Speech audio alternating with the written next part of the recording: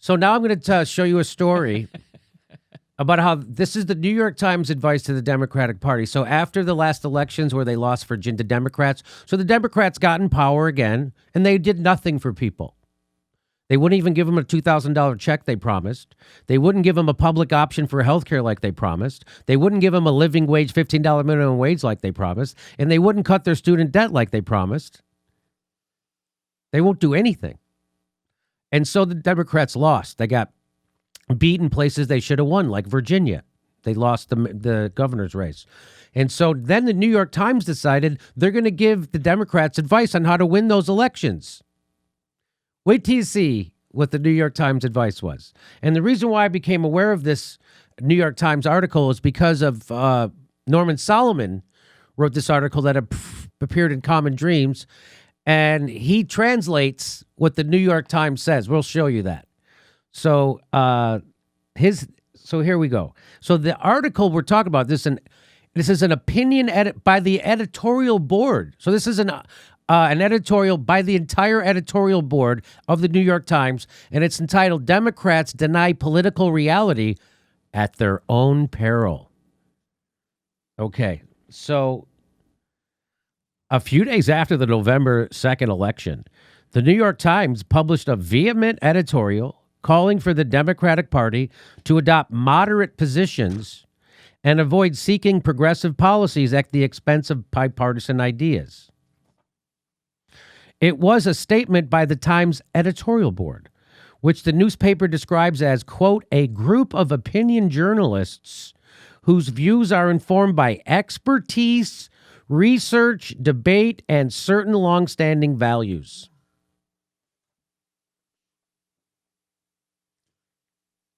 That's the same editorial board, by the way, that was so radically woke that James Bennett had to step down for publishing that Tom Cotton editorial advocating for National Guard to squelch riots in American cities. Remember that? Because it made their employees feel less safe.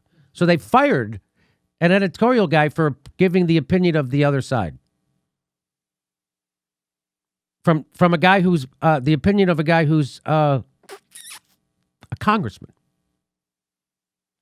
So, and this is the same editorial board with Mara Gay on it, the journalist who was disturbed by the sight of American flags on a trip to Long Island.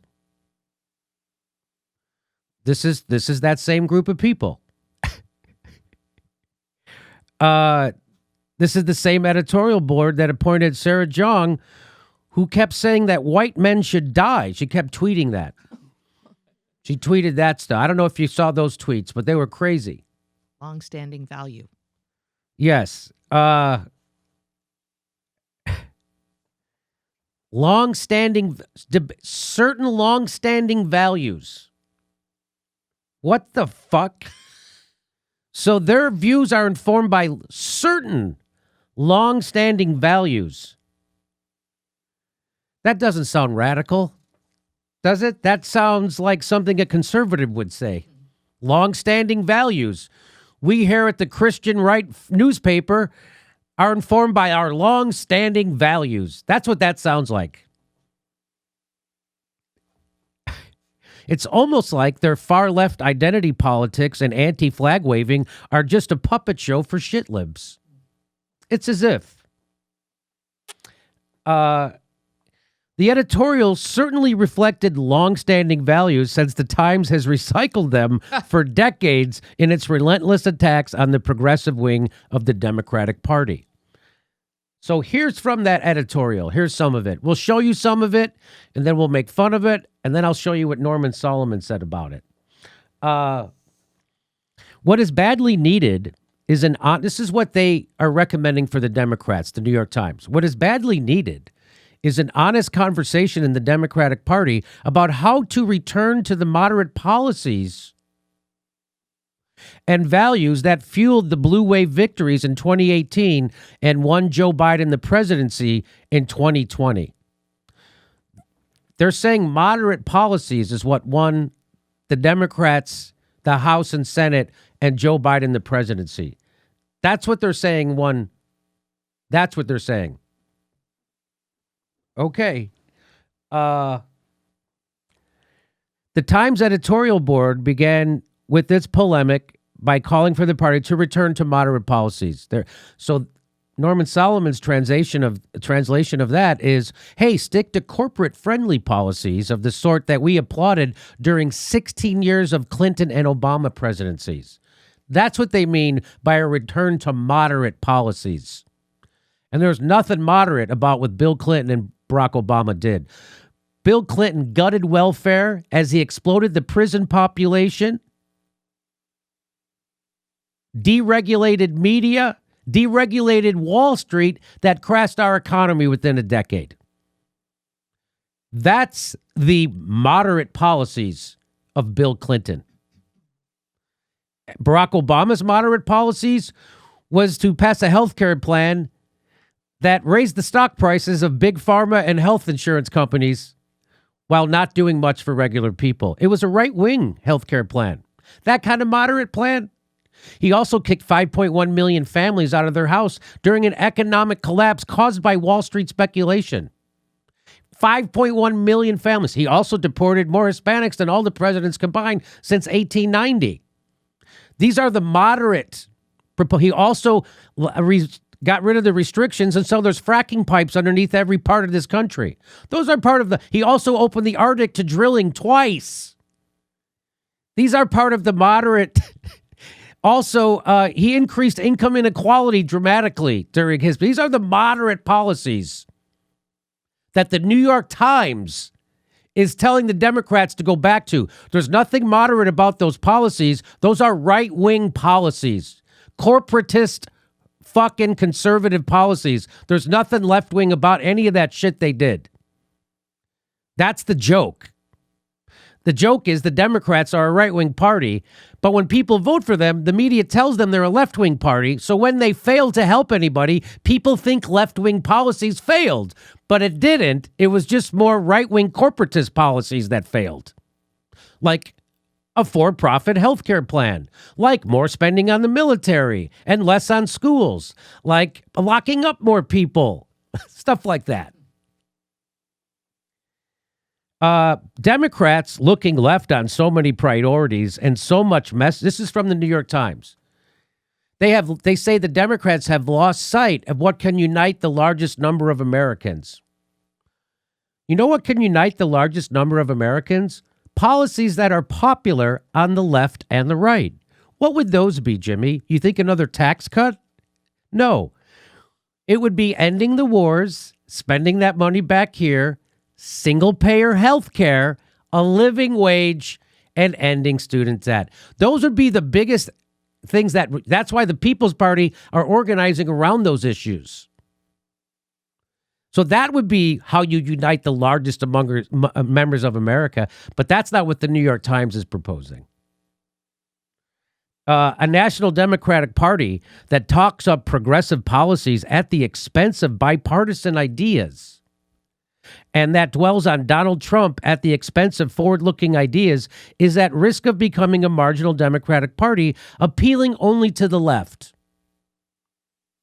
So they're saying the Democrats need to look at more Republican ideas, but they're not going to look at the Republican ideas that are popular, like single payer, because Republicans are on board for that, or increasing the minimum wage. Republicans are on board for that too. I mean, Republican voters are.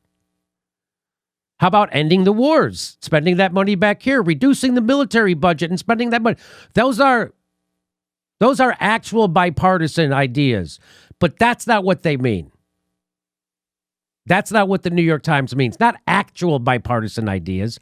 They're right that if they dwell on Trump at the expense of forward-looking ideas, that's a bad idea. That's the only part of that they're right about. So here's how Norman Solomon translates what this says.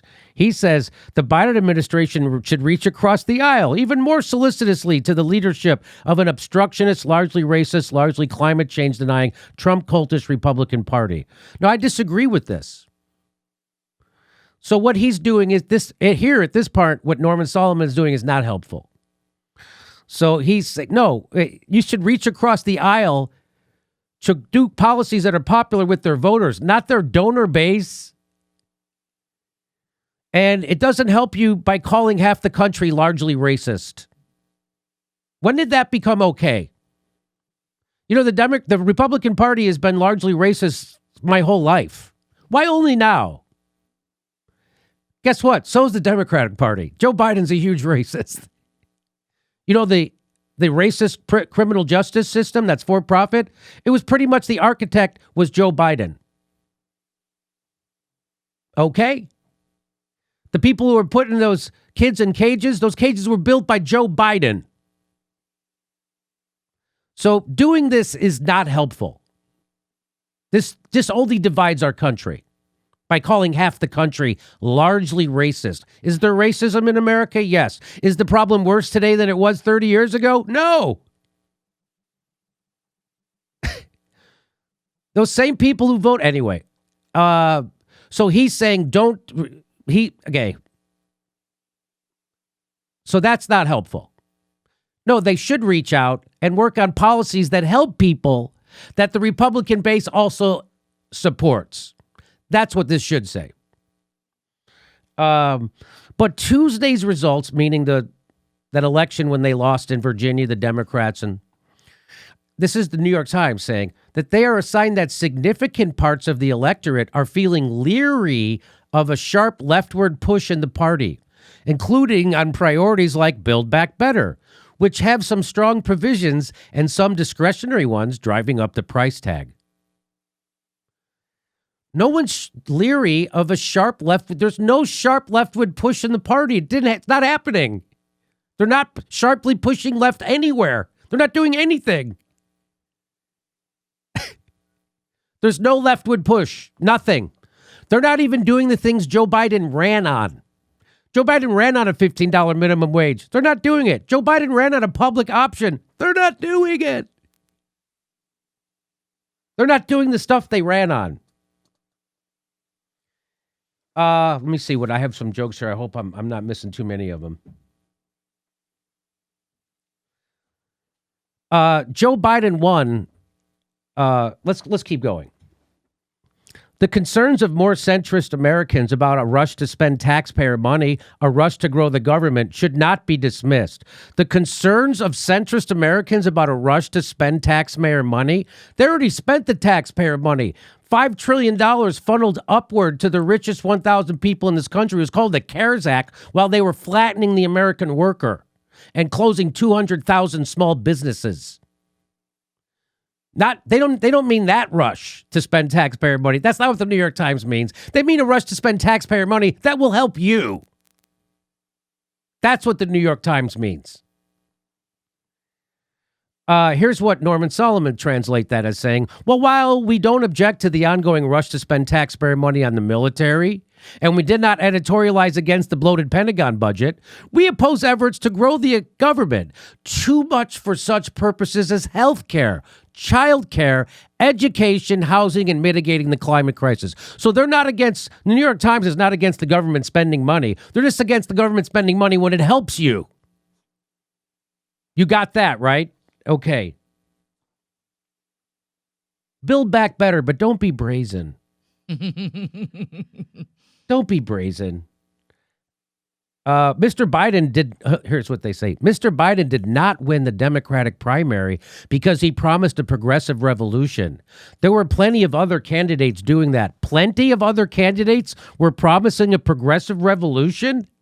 Even Bernie never used the term revolution during this last campaign. Bernie started every speech in 2016. Sounds like you're ready for a revolution. He did not start his campaign speeches that way. He was the only guy even coming close to saying anything like this. There were plenty of other people promising a progressive revolution. There were plenty of other corporatists and former Republicans running for president. None of them were promising a progressive revolution. Mr. Biden did not win. By the way, Biden did not win the primary because he promised a progressive revolution. He won because it's not actually a primary. He won because all the oligarchs got together and Barack Obama made phone calls and made sure everybody dropped out and got behind Joe Biden. So Bernie couldn't win. That's why. Because there's things called superdelegates and bullshit vote counting apps in Iowa. That's why Joe Biden won. Because the oligarchs coalesced and got their puppets to go along in the media and in politics. I like this. He captured the nomination and the presidency because he promised an exhausted nation a return to sanity, decency, and competence. So it's sanity. So it's sane to deny people health care in the middle of a deadly pandemic. That's sane. It's sane to up the military budget by tens of billions of dollars that they don't even want, while not giving people a living wage, health care, student debt relief, ending prison, nothing. That's sanity. So it's sane to ramp up fracking and gas production in the middle of the biggest climate catastrophe thing happen. Really? That's sane. Decency and competence. Really? So after a whole year of Black Lives Matter anti-cop protests, they invent a new police agency and fund it to the... That's sanity? That's decency? That's competence? How about we're dropping bombs, killing people left and right? Innocent people. They just killed 12 people in Afghanistan. Babies, women. Oh, by the way, found out... Anyway. Here's how Norman Solomon described it when he says Biden did not win the presidency. He says, translation, no need to fret about the anti-democratic power of great wealth and corporate monopolies. We like the status quo before the Trump presidency, and that's more or less what we want now. That's what they're saying. We want the status quo. So if you guys are hurting, 80% of workers living paycheck to paycheck, 30% of American workers earning $30,000 or less. You want to return to that? 50% of Americans can't afford a $400 emergency. That's what they think is okay. That's what the New York Times is saying Democrats should go back to. This is what the New York Times says. Nobody elected Biden to be FDR. Says Representative Abigail Spangler, a moderate Democrat from Virginia, told the Times after Tuesday's drubbing they elected him to be normal and stop the chaos. So nobody elected him to be FDR. By the way, they misspelled that. They meant nobody's elected him to be FDR. The somebodies, the donor class, the people who actually matter, they elected him to be Bernie from The Weekend at Bernie's. That's what they elected him to be, a puppet, a brain-dead guy that they could boss around. The nobodies want all this goofy shit like living wages and health care. Hey, get a job, you nobodies. A low-paying part-time job, too, you hippies, because that's all we're giving you. So that's who elected.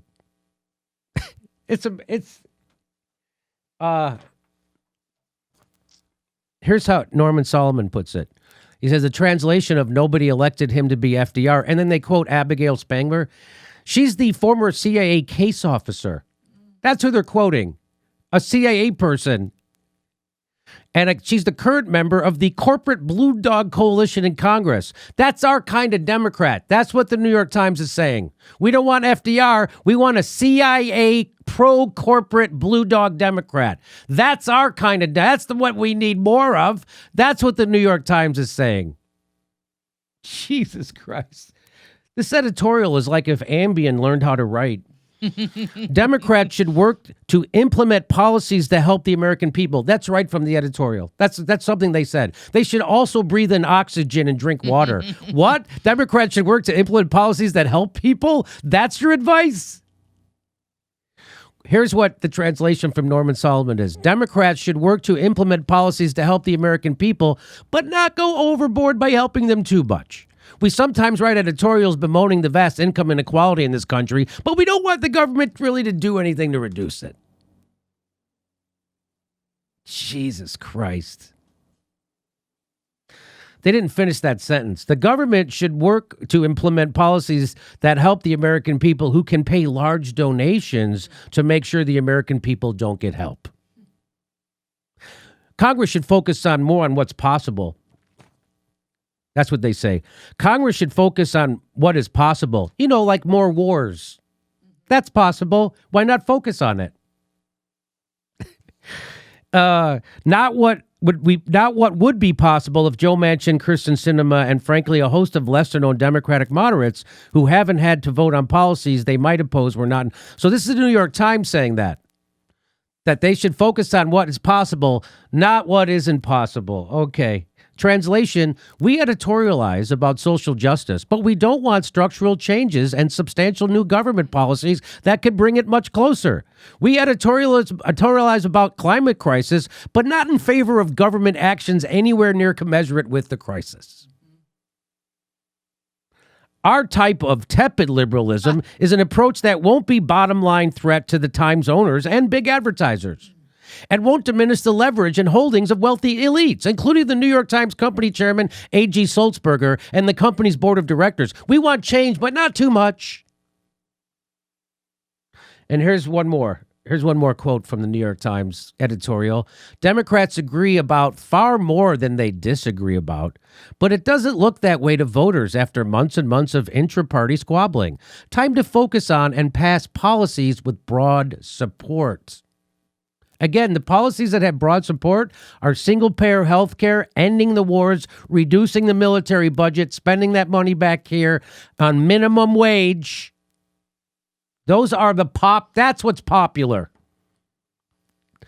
But so that's not what they mean. So the translation is, although progressives are fighting for programs that actually do have broad public support, like I just mentioned, we'll keep declaring those programs don't have broad public support. Progressives should give up and surrender to the corporate forces we like to call moderate. So even though 9 out of 10 Democrats are for Medicare for all, and now like 70% of the Republicans favor a single payer program, they're going to tell you it doesn't have much support because it doesn't have much support in Congress.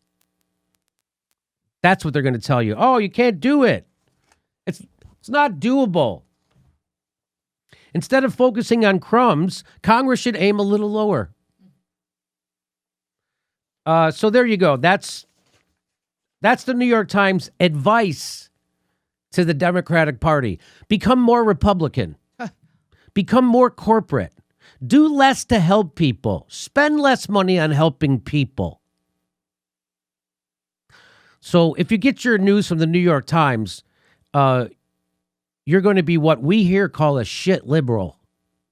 Meaning you think you're doing the right thing when you're just actually repeating propaganda that you've internalized because you get your news from corporate-owned, billionaire-funded, big pharma, Wall Street-funded media. You've internalized the propaganda, and you're righteously indignant about it because you think you're a better person because you watch CNN and get your news from New York Times, which is fucking billionaire claptrap. Propaganda, 100%. That's why we have a show. That's why you tune in here, because you don't trust the New York Times or CNN or MSNBC or any other billionaire-controlled media. Hey, come see us do a live stand-up show in Portland, Oregon, the 26th and 27th of November. That's Thanksgiving weekend. See you there. And please join our premium program. Get a lot of extra stuff. We'll talk to you later.